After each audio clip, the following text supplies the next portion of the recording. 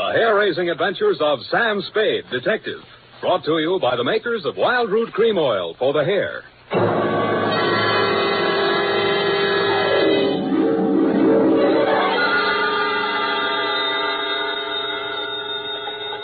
Sam Spade, Detective Agency. It's me, Effie. Oh, Sam, I've been worried about you. Sid Weiss was just on the phone, and he says digging up a corpse without a permit is against the law. It's all right, Effie. I just dug him up to say hello and put him back again. Oh, Sam. I'll be down in a couple of minutes to dictate my report, sweetheart. If I get lost on the way, you'll find me in City Hospital, the Psycho Ward, third straitjacket from the left.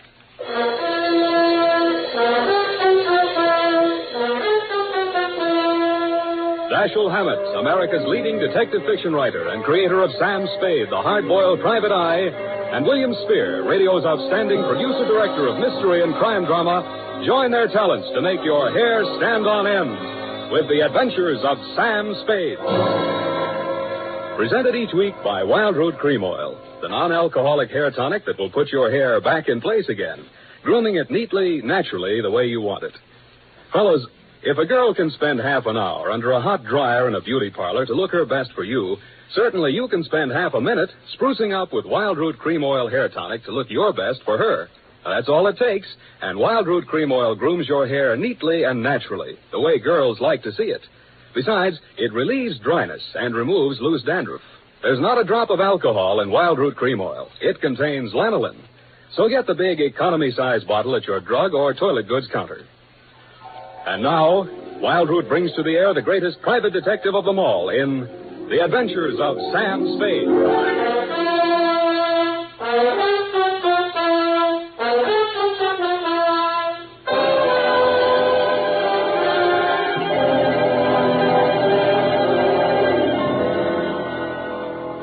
Date, August 2nd, 1946. To Mrs. Gregory Denov. Subject, death of Dr. Denov. I was sitting in my office with nothing to think about except a horse named Corkscrew Jr. My secretary, Effie Perrine, came in and said there was someone outside. I didn't look up from the dope sheet, so she said it again. Someone outside, Sam. What's he look like? Blue double-breasted custom-made suit, Countess Mara tie, hand-tailored shirt, English shoes, hand-trimmed Van Dyke. Get me a blank check and send him in. Okay, Sam. Please come in. Mr. Spade will see you now, sir. Thank you. You are Mr. Spade, Sam Spade.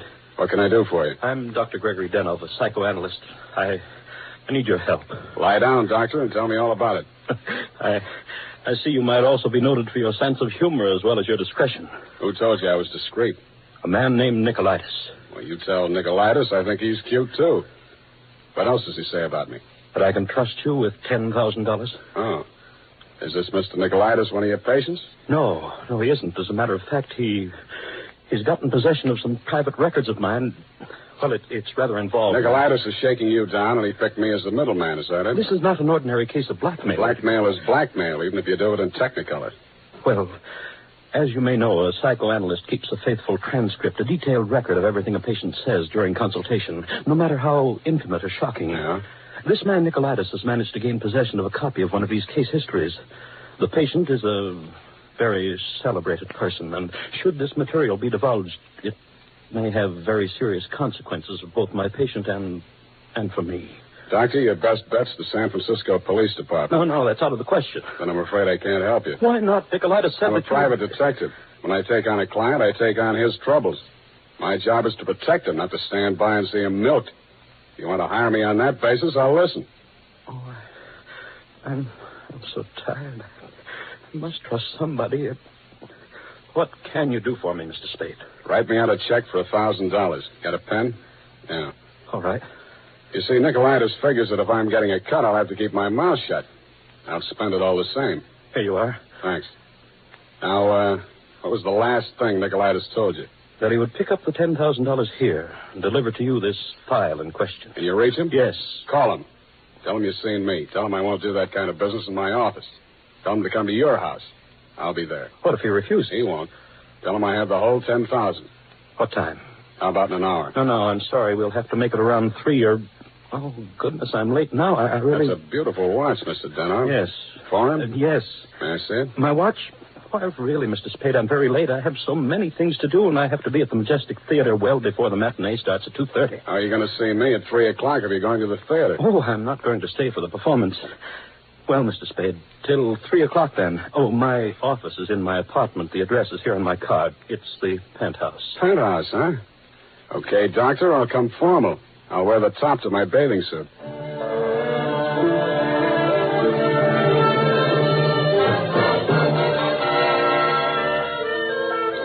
I left my office around 2:30 and started walking up Nob Hill.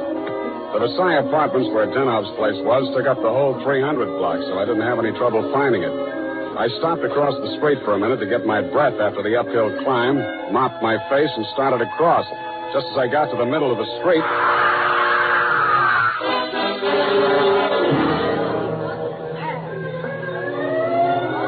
The crowd was packed in so close around I couldn't see who'd done the Brody, but I had a pretty good idea. The cops had the sidewalk roped off and guards posted at the building entrance. It took me maybe 20 minutes to elbow my way through and show my credentials. Sergeant Levine had the front door, so they let me in. Lieutenant Dundee of Homicide met me at the door of the penthouse. Hiya, Sam. What do you want? I want to see Dr. Denov. The doctor's dead. Dead? Yeah. He's my client. They can't do this to me. How? Hit a Brody out the window. What are you here for? To see his wife. Okay with you? Why not? She's inside. Thanks. Mrs. Danoff, please. With all due respect for your grief, I must have the keys to the cabinet where Gregory kept his confidential files. You realize that you wished me to take charge of his patients and that I am responsible. All this police and so on. Oh, we must get those files out of here as soon as possible. Yes? My name is Spade. I am Dr. Zoya. I was poor Dr. Denoff's oldest friend. If there's anything I'd like to see you, Mrs. Denov, alone. But you police have already asked her so many questions. You see, she's not in the... I'm not with the police. I'm a private detective. I was working for Dr. Denov. A private detective? He was in trouble, you see. You see, Dr. Sawyer, the police won't believe me. Mr. Spade, you'll tell them. You'll tell them he didn't commit suicide. Well, Mrs. Denov, I guess that takes care of everything here. It's clearly suicide. Oh, idiot. Blind, stupid idiot. Suicide. My husband, he treated suicides. He would never... No, please. It will be all right, my dear. I'm sorry. She's hysterical. Yeah. If I had the time, Spade, I would... Tell them. Please, Mrs. Dano. The undertaker has been arranged for burial at 7 o'clock, Beit Israel Cemetery. Now, please, the key to Gregory's files. Here, take it and go. Go ahead, all of you. Okay, we'll call you now. Oh, I'm so sorry, gentlemen. This hysteria, a simple traumatic condition. If I only had the time. Who can I turn to? Who'll help me? You think it's pleasant? You think my husband would rest if they said I committed suicide?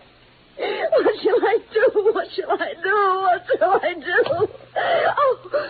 Oh, you... Dr. Zoya didn't have the time, neither have I. You think it's murder? Who do you think killed your husband? To name someone? That's a very serious charge, Mr. Spade. Goodbye, Mrs. Denov. Constance Brent. You mean Constance Brent, the actress? Yes. Yes, she was his last patient this morning. She had threatened to kill him before. How do you know? My husband said so. Do you? And he'd written it down on his notes on her case. Once before, she'd almost pushed him from that same window. How about your husband and Miss Brent? Oh, I knew she was falling in love with my husband. That always happens. They call it a transference. But in this Your case... husband told me Miss Brent was acting in a play this afternoon over at the Majestic. Yes, Midsummer Night's Dream. But she was here. I know she was here. Miss Ray, the receptionist, was coming back from lunch when she heard voices arguing inside. And she was sure it was Miss Brent's voice. Show me the doctor's case history on Miss Brent. I can't. It's missing. As soon as it happened, I went to the files. I meant to show it to the police. Who could have taken it? Constance Brent was the last one in that room before he died. Yeah. When did you see Nicolaitis last? Nick, who? Skip it. Where can I reach you in case... For the next couple of hours, I'll be at the Majestic Theater. I want to see how good an actress this Constance Brent is.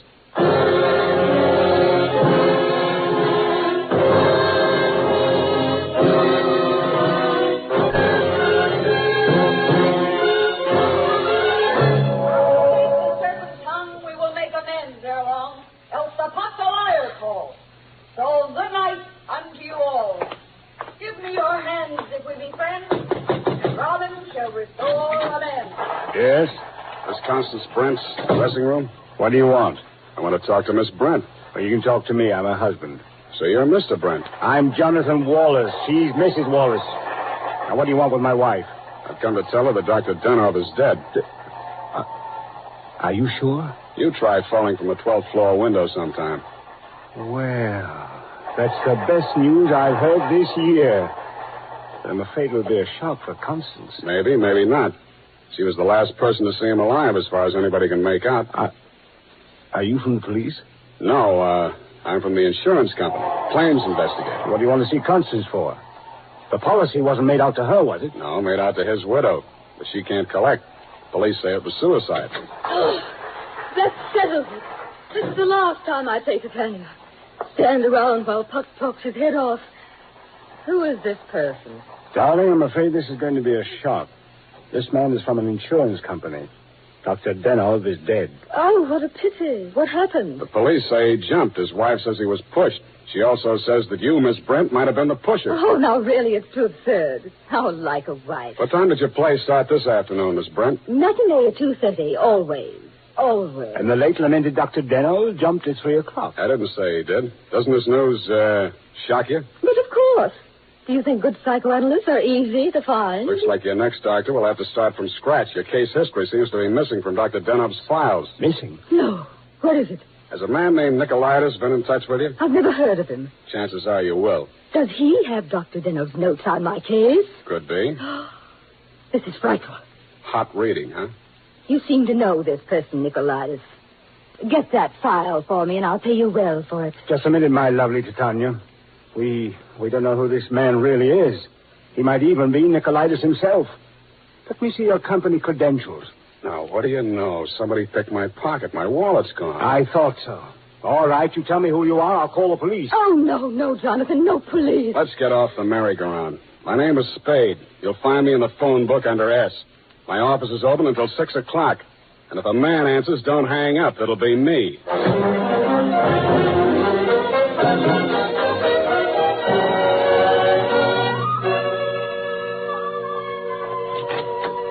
Hello, Effie. You found a Nicolaitis yet? Not one. I even tried spelling it backwards. Nobody ever heard of a man named Nicolaitis. I'm beginning to think there ain't no such person. Pardon me, do I hear my name mentioned? I'm Nicolaitis. Sam, I still think you're right. Come all the way in, Mr. Nicolaitis. Sit down. Oh, thank you. If you need me, Sam, just scream. What can I do for you? Oh, I've come for my money. What money? Oh, the $10,000. You remember the $10,000? Refresh my memory. Oh, Dr. Denov, the gentleman who visited you this morning? Oh, that $10,000. Oh, you see, you remember now. Yeah, it all comes back to me now. You were supposed to deliver something for the money. Since Dr. Denov is dead, that is no longer important. You will give me the money, please, and I will not disturb your afternoon any further. Suppose I refuse? Oh, that would grieve me. In my grief, there is no telling what I might do. Dr. Denov's dead. There's nothing more you can do to hurt him. Oh, never would I attempt to hurt poor Dr. Denov, but in my sorrow, it would be so great if I should be forced to hurt the woman he loved. After all, as Titania says, these are the forgeries of jealousy. Titania, huh? Ah, yes. Midsummer Night's Dream. Act 1, Scene 18. I'm a little rusty on my Shakespeare. Oh, you are indeed, Mr. Spade. Titania doesn't appear until well into Act 2. She doesn't, huh? Yeah, that's right. Yeah. I guess she isn't on for 40 minutes or so. Yes, indeed, Mr. Spade, but I didn't come here to discuss drama. What else have you got to discuss? When Dr. Denov died, your market died with him. That is a very unprogressive view, Mr. Spade. There's always a gentleman named Jonathan Noir. Why, you fiend. You don't mean you've sold to both of us. Mr. Spade, how can you have such a low opinion of me? I will prove my integrity. I will give you the material. You give me the money. Hand it over. In the Levant, Mr. Spade, we have a saying. He who goes too close to the bear soon loses his beard. I have left my beard at home. Okay, I'll meet you anywhere you say, anytime you say. Excellent. At 7 in your apartment? Won't that be walking into the bear's cave? In the Levant, Mr. Spade, we have a saying. Private dicks do not kill people in their own apartment.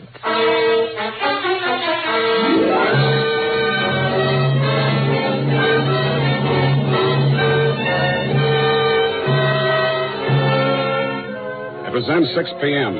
I called Effie for messages. She told me that you had been phoning frantically, Mrs. Denov. I still had maybe 30 minutes before Nicolaitis was due at my apartment, so I breezed on up to your place on the hill. We had a very interesting chat. Remember, Mrs. Denov? Looking back on it, that was probably the most interesting conversation we had. Funny, I can't remember much of anything you said, but it was so cozy there in your place. And what with your clock being about 20 minutes slow, it must have been something like 7:30 before I left you. I grabbed a cab and told the hacky to step on it. I hoped Nicolaitis was still waiting at my apartment. He was.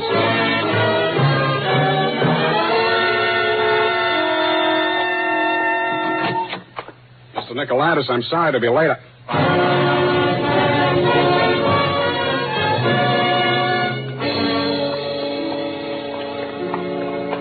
He was lying on my bathroom floor.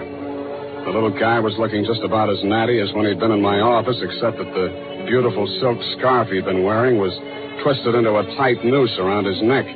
Mr. Nicolaitis was a very dead blackmailer.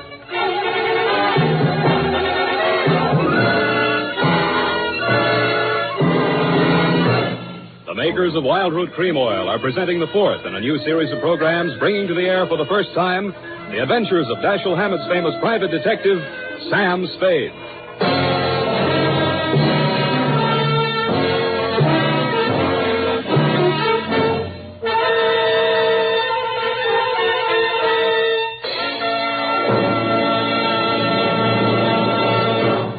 Men, at the racetrack, the man who has something better than a mere hunch is said to have it straight from the horse. Of course, that's a humorous expression, but it shows how to get facts. Go straight to the real source of information. And that's why we went straight to hundreds of men in metropolitan New York to find out what men really want in a hair tonic. And their answers show that Wild Root Cream Oil has all 5 advantages chosen by this impartial consumer jury of men. 1, Wild Root Cream Oil grooms your hair neatly and naturally, never leaves it sticky or greasy. 2, Wild Root Cream Oil relieves annoying dryness. 3, it removes loose dandruff. 4, it's non-alcoholic. And 5, it contains soothing lanolin. Remember, no other leading hair tonic gives you all 5 of these important advantages. Is it any wonder that 4 out of 5 users in a nationwide test preferred Wild Root Cream Oil to all other hair tonics they'd tried?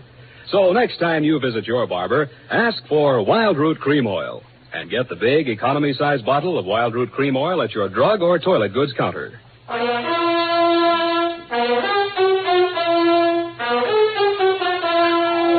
And now back to Sam and Psyche. Tonight's adventure with Sam Spade.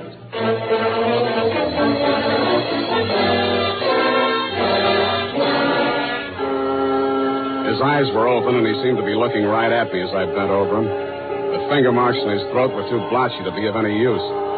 Pretty soon, Lieutenant Dundee and Sergeant Polehouse came in and walked over behind me. We all stood there for a second, and then Polehouse bent down and closed those eyes. You know him, Sam? His name is Nicolaitis. That's all I know about him. What did he come here to your place for? I don't know. You invited him? I wouldn't have been surprised to find him here, but not like this. You boys got a smear on him yet? Sure. He's an old customer of mine. Runs a photo lab. Photostats, microfilm. Microfilm. Nobody makes any sense. They're all screwballs, psychos, neurotics. What am I doing in the middle of this anyway? Sam, don't scream at us. We're just doing a job. Oh, I'm sorry, boys. This Dr. Denov was my client. Mental expert. That Denov probably had a screw loose somewhere and needed a psychoanalyst himself. Say, maybe he was... Yeah. Hey, look, Dundee. I'm going out of here now. Do I call Sid Weiss and we go through all that again, or are you going to let me walk? Why, Sam, you can go. I know where you sleep. I'll wake you when I'm ready for you.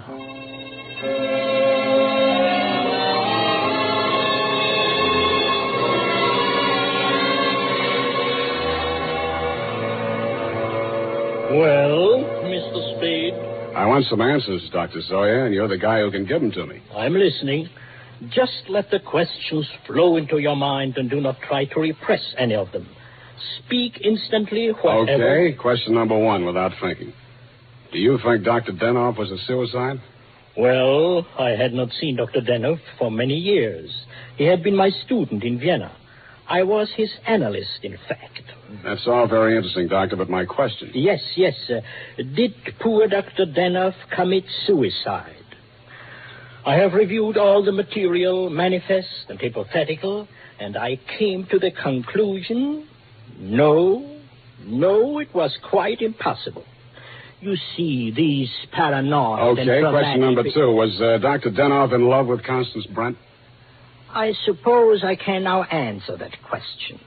When I arrived in San Francisco, I found him in great distress. He told me he feared he was losing his objectivity towards this patient. In other words, he was in love with her? Yes. You think she might have murdered him? All psychoanalytical subjects develop aggressive feelings toward the doctor.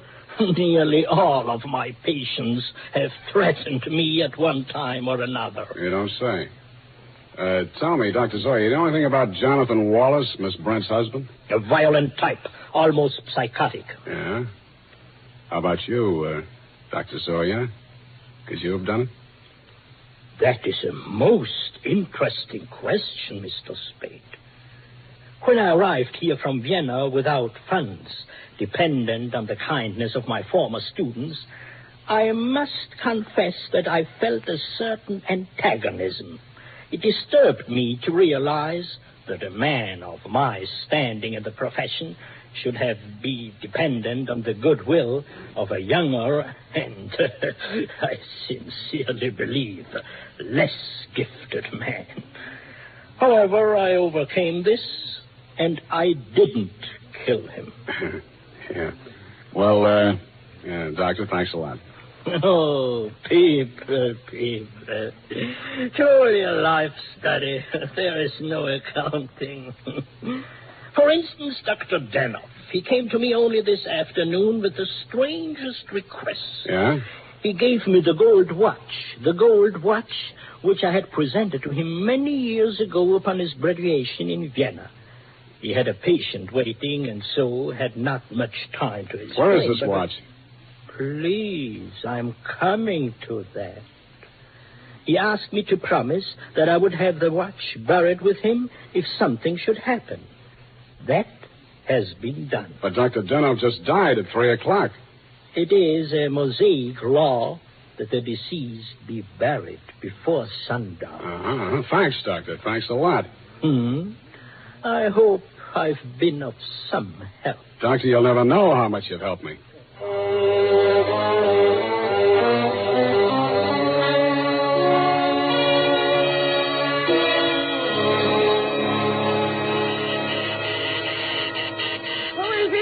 Spade. Oh, what's happened? I think I got the answers, Mrs. Denoff. That file on Constance Brent. Your husband knew that you'd been going through it. Mr. Spade. Shut up and listen to me. He took it out of the files, had it microfilmed for his own private records, and destroyed the original. Really? The man who did the microfilming was Nicolaitis. He delivered one print to your husband and kept another for himself. He was murdered in my apartment for the copy he used to shake down your husband. The killer now has that copy, if it hasn't already been destroyed. But we can still put our hands on the first strip of microfilm which you delivered to your husband. This is astonishing. How? It's in the gold watch which was buried with him. Oh, the watch that Dr. Zoya... That's right. Denoff made up his mind that whatever he knew about Constance Brent was going to go to the grave with him. What are you doing tonight? Nothing. And we got a date, sweetheart, you and I. I'll be back toward the wee hours. All paths lead to the grave. Ophelia, Act 6. Gregory's grave? But shouldn't we get a court order and have it done properly? The courts don't open until 10 in the morning, sweetheart, and Lieutenant Dundee's going to start asking me some questions about that stiff in my apartment before then. You see, baby, I can't wait.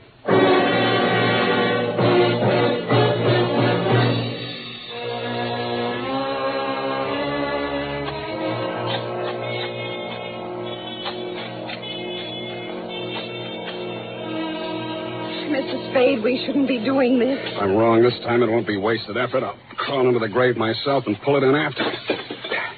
Here. I struck it. Give me that crowbar, Mrs. Denoff, quick. Oh, dear. Put that flashlight in here, sweetheart. You look the other way. Yeah, here it is. Look. What, Mr. Spade? What have you got? The watch. Here, put the flash on it while I open it. Here's my nail file. Pry off the back. Thanks. That does it. Here's the film. All right, Mr. Spade. Give me that film. Well, if it isn't the second gravedigger from Hamlet, Mr. Constance Brent. Stop clowning and hand it up to me. You better do as he says, Mr. Spade. We've both got guns. I was expecting that. Took you a long time to get here, Mr. Wallace.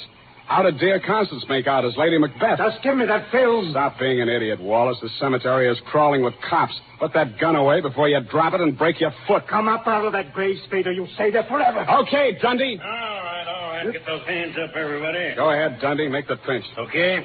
Sam Spade, I arrest you for body snatching, violation of graves under the Civil Code number... No, you fool. You're supposed to arrest Mrs. Gregory Denov and Jonathan Wallace for the murder of Gregory Denov and Pericles Nicolaitis. But I... Oh, yeah.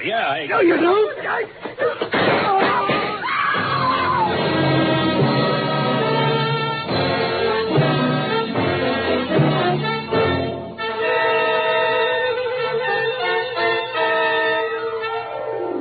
It was smart of you, Mrs. Denov, to make me late for my appointment with Nicolaitis.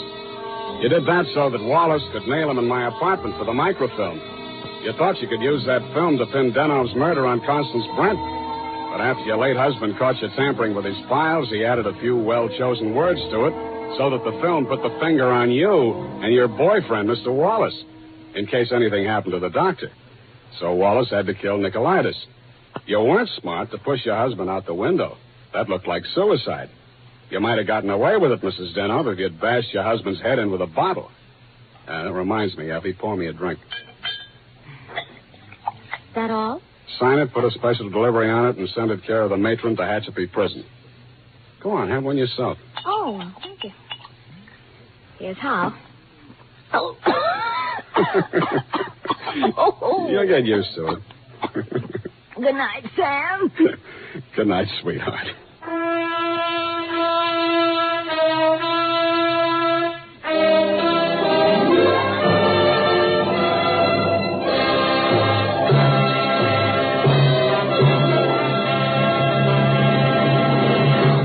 Wild Root Cream Oil presents The Adventures of Sam Spade, Dashiell Hammett's famous private detective, produced and directed by William Spear.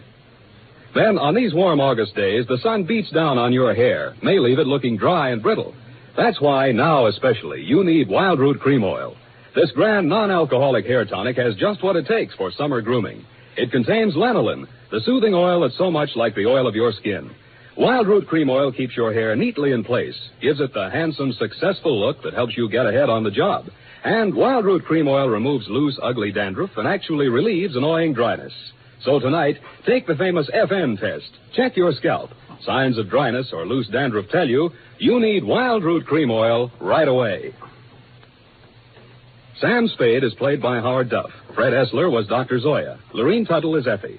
Don't forget, next Friday, the three masters of the art of hair-raising, Dashiell Hammett, William Spear, and Wild Root Cream Oil, join forces to bring you another hair-raising adventure with Sam Spade. Smart girls use Wild Root Cream Oil, too, for quick, good grooming and to relieve dryness between permanents. Mothers say it's grand for training children's hair. Dick Joy speaking. This is ABC, the American Broadcasting Company.